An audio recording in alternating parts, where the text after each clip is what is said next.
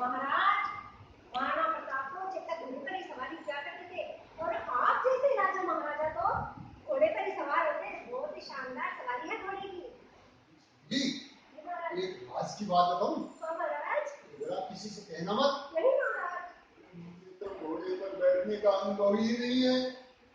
और सुनते हैं पेड़ लगाते ही घोड़ा 60 साल से बनने लगता है। कहीं गिर तो नहीं जाऊंगा मैं? महाराज आप घोड़े पर बैठे नहीं और आपने एड लगाई नहीं तो घोड़ा तो सरपट हवा से बातें करने लगेगा। और आपने अभी भी मुझे बताया कि आपको घोड़े पर कैसे जा रही है? मैं कह रही थी महाराज आप कह रहे हैं कि आपको घोड़े पर बैठने का अनुभव है नहीं और आपने अगर उस पर बैठकर एड लगाई नहीं तो आप उस पर से गिरे बिना रहेंगे नहीं। और आप यदि उस पर से गिर गए तो आपके हाथ और पैर की हड्डी पसली बना रहेगी नहीं। और यदि हाथ पैर की हड्डी पसली टूट गई तो हाथ पैर के बच्चा बांधे कम से कम 4-5 महीने तक महाराज बच्चा काटना पड़ेगा आपको। अच्छा तो फिर तो घोड़े की सवारी तो खराब सवारी है। खराब है महाराज सवारी। छोड़ के किसी और सवारी के बारे में सोचते हैं।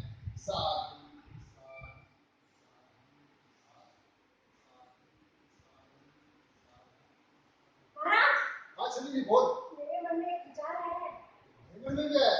बोल तो क्या विचार आया है? महाराज आप वीर हैं। हाँ है। पराक्रमी हैं। अरे हाँ है। योद्धा हैं। वो भी है बहुत बता। लेकिन महाराज आपके खानदान में आज तक इसने शेर की सवारी नहीं की।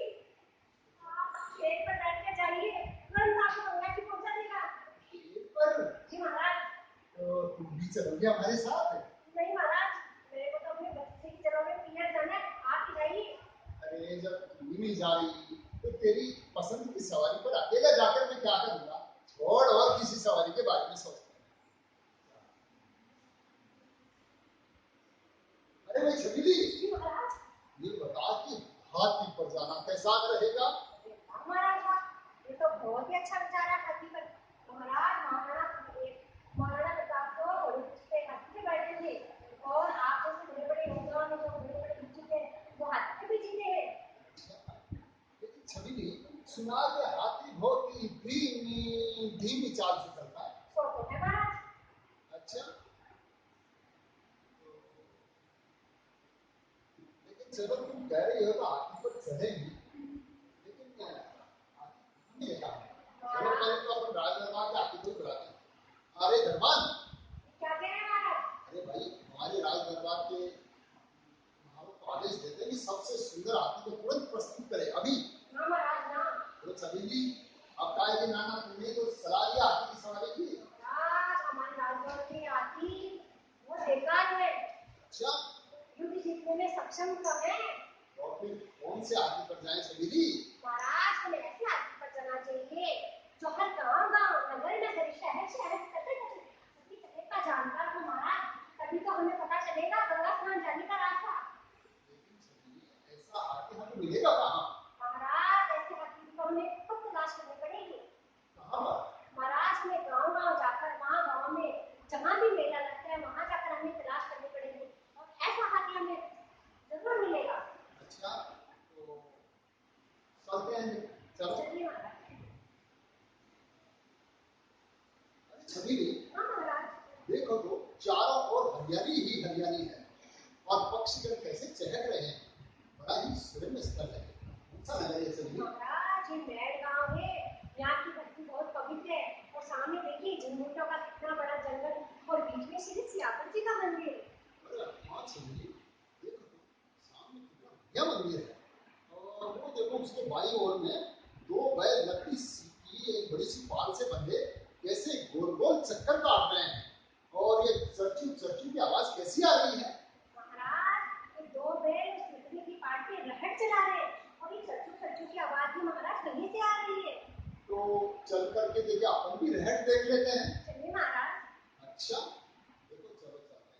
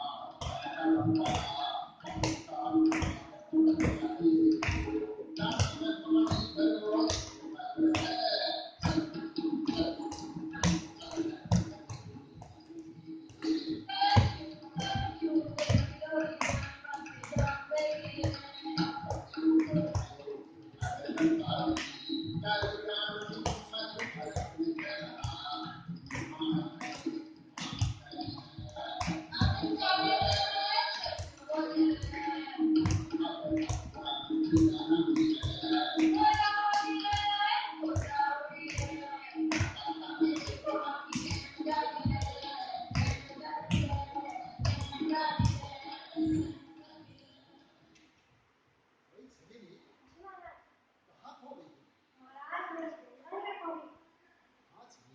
सामने का दृश्य देखकर के तो मुझे अपनी बहन की याद हुआ। महाराज ये बहन भाई का प्यार है। हाँ जी, कितना गहरा है बहन भाई का प्यार। दोनों मिलकर के काम कर रहे हैं, और गाँव का वातावरण है ही ऐसा, प्रेम की सुगंधी लहरें यहाँ देखने को मिलती है। और देखो तो मुझे ये ट्रक ट्रक की आवाज सुनाई दे रही है, हमें कुछ सुनाई दे रहा है। महाराज वो मिट्टी का स्वर है। आज तुम ये कैसी कवियों की सी भाषा बोल रही हो जो आज आम आदमी के समझ में नहीं आती। जाइए महाराज आप क्या समझेंगे प्यार। ये दो व्यक्ति का प्यार का स्वर है। एक लड़की अपनी बकरियों को लड़की के हवाले करके लड़की का मेला देखना जाना चाहती है, और उसका प्रेम भी उसके साथ में लड़की का मेला देखने जा रहा है। अच्छा, फिर ये बकरियां और भेड़ ये किसकी हैं?